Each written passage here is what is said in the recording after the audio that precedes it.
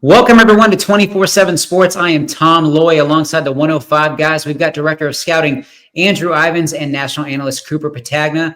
Signing day is right around the corner, so we're looking at 2025 recruiting classes all across the country and bringing fans a look at their soon-to-be signees. We're going to hit 4 superlatives, and today we're talking about the Florida Gators. They have the number 45 ranked recruiting class in 2025, and there are 12 commits set to play for head coach Billy Napier. Andrew, we'll start with you. Give me an early draft pick potential guy, somebody with elite traits now who might hear their name called early in the next couple of years.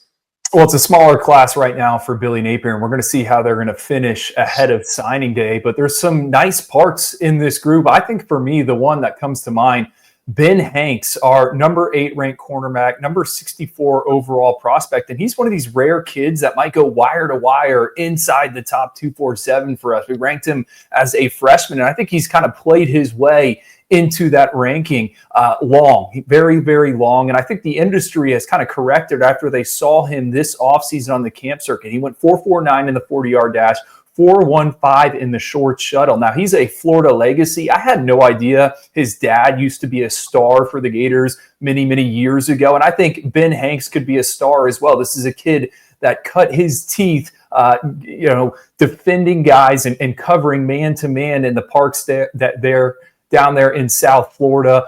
He's got 5 or 6 pick sixes over the past couple of years. So to me, he's got all the tools to bake into a cornerback 1 in the SEC and a potential early round draft pick. Now, I do think there's going to be some growing pains, all right? Florida fans saw that with Jason Marshall. They saw it with Jakeem Jackson before he got hurt. But if it can all come together, watch out for Ben Hanks. Drew took all my notes. I love Ben Hanks as well. I mean, this is another guy that from a height, weight, speed standpoint, I'll just continue to echo kind of everything that Andrew said. It's an easy guy to fall in love with. Maybe a little bit slight, going to have to put some weight on at the next level. But in terms of just combine performances, maybe have one of the best defensive back workouts that I've seen in the entire cycle. That's really kind of what made me fall in love with him. And as a senior, he's kind of played into that ceiling as well. So as Drew said, we have him in the top 64, but you can really find yourself in a conversation. We're going to get to see him in San Antonio not too long from now at the Navy All-American Bowl. This is another guy that if he has a good week, plays well, holds his own physically, another guy that really kind of has all the physical traits that he could find his way working himself up the board. So I'm going to go with Ben Hanks.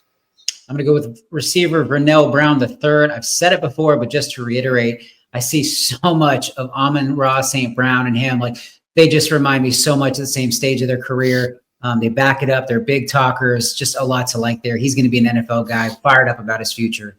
Day 1 impact. We'll go to you, Cooper, a guy who's going to see the field early and often in Gainesville. Who do you got? I'm going to go with Vernell Brown, and you said it. You brought up Amon-Ra St. Brown. I like the wiring. Andrew and I had a chance to talk to him at the Elite 11 finals. I like the way that this kid is put together between the ears. And you think about the guys that play early, they have those intangibles. And Vernell Brown, I love on the field from a physical standpoint as well. And the guy that really kind of comes to mind in terms of similarities there, maybe a little bit of Trey Wilson, the short area quickness, the ability to create consistent separation, excel in the short to intermediate part of the field, and then hit the home run as a run after catch threat. So think about DJ Lagway, getting him some nice toys. I think Vernell Brown, just with the year that is setting up for Billy Napier, he's not going to have time to waste. He's going to have to get all his top end talent on the field. And in this case, I think that makes sense for Vernell Brown to play early.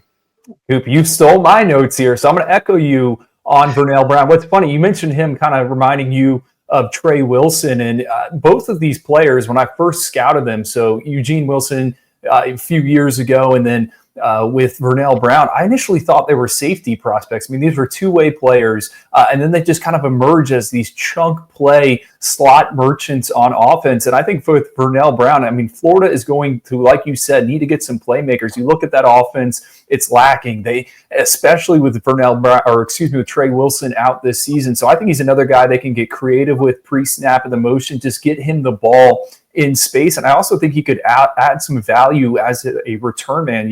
His dad used to return punts for the Gators a couple of years ago. So, yeah, I think it's an easy one here, Vernell Brown. And you really hit it on the head. He is wired the right way to step in and play. And I think Florida's expecting him to do just that. We were off on this one because we were backwards. Because I got Ben Hanks Jr., the cornerback standout. I got him for day 1 impact. Terrific senior season. Ivins, you raved about him. playmaker, terrific cover guy, just so much to like. He's going to absolutely play right away in Gainesville. Boomer bust, Ivan's coming to you, an intriguing talent who could potentially outperform or underachieve, kind of a mystery. Who do you got, man? Well, I think this is where Billy Napier and Florida have kind of made their money, right? The back end of the recruiting class, getting these guys where it's a strong evaluation. They have a vision. And Waltez Clark is who comes to mind for the boom or bust. We rank him as our number 17 running back, but he should probably be listed as an athlete. I think the Gators are going to play him on offense. I kind of like him on defense. Regardless, I think he's going to be a major contributor on special teams. But you look at Clark, the running back, over the past 2 years, he's only eclipsed the 100-yard mark rushing in just 2 games, right? So they throw it a lot to him out of the backfield. He will line up in the slot as a wide receiver. And I think when you look at him in Florida, this is a kid that's over 6 feet. He's sub 11 in the 100-meter dash. He's kind of in the similar mold as Jaden Baugh, the current true freshman running back for the Gators, who's getting a bunch of burn here down the stretch. And, some schools like Jaden Baugh on defense as well. So to me, Waltez Clark, I think the biggest thing is going to be find a positional home for him and allow him to develop. But I definitely think he has a chance to be a multi-year contributor in the SEC. Pretty interesting pattern kind of developing for Jabbar Jaluk in the running back room. You think about Waltez Clark, is he a linebacker? He's a running back, obviously going to be a running back in Gainesville. Same kind of conversation that we're having with Trayon Webb and then, Jaden Ball there as well. So they have an identity with what they want to do in that room. I'm going to go with Jalen Wiggins, big defensive lineman. This is a guy who started high on our board for all the right reasons with the athletic traits. You think about the size, 6'4", 256, and a guy that's played a lot of his high school career on the edge. He's got those long arms with 35 inches. Kind of reminds me a little bit of Zach Harrison, maybe not the athlete of a Zach Harrison coming out of Ohio State, but ultimately a guy that I think is going to grow to play inside at the end of the day. And I think a guy that has a chance to be a multi-year starter and a guy that will take some time to develop. But ultimately, at the end of the day, we got him in there because we believe in the size and the athleticism. The play at times leaves a little bit to be desired. So interested to see how that plays out. I am joining you on Jalen Wiggins. There are moments where I think he's elite, one of the top guys in the country, and then others when you just think he's going to be a lower end draft pick. Obviously, really high on him, terrific player. And you guys talked about Vernell Brown, the third, being wired right. I think Jalen Wiggins is wired right as well. Diamond in the rough. Go back to you, Cooper, a 3-star prospect who could potentially surprise some people and hear their name drafted in the next couple of years. Who do you got? I'm going to go with Miles Johnson, a tough one for me, and a guy in my area, and a guy that was committed to Alabama, flipped to Florida, had an ACL as a junior. He's working his way back, and a guy that runs exceptionally well. You talk about the track and field background that he has. I think sub 11 in the 100-meter.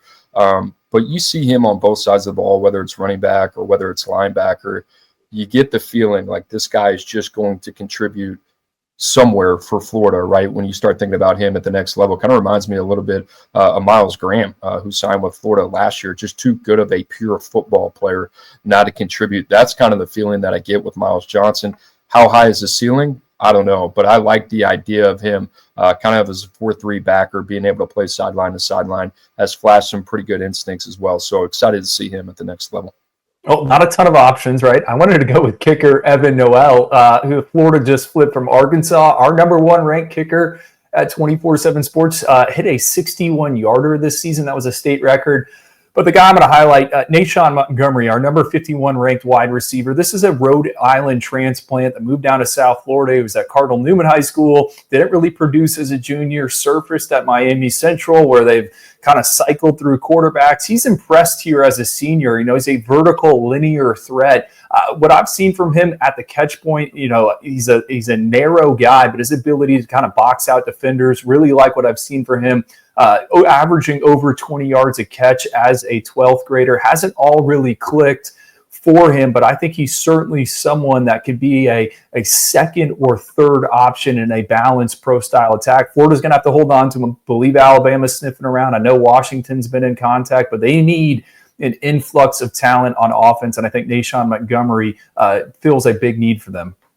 I am joining you on Nashawn Montgomery. I love that kid on the 7-on-7 circuit. Just so much to like about his game. I know he's a high 3-star right now, so he's kind of in that undrafted to late round pick type of guy. But I fully expect him to have a really good college career. Alabama's definitely sniffing around. They like him a ton. He's going to visit. We'll see if Florida can keep him in the class, but I really like that get for the Gators. But that wraps it up. As I said before, we are going to hit a bunch of schools leading up to December's early signing period.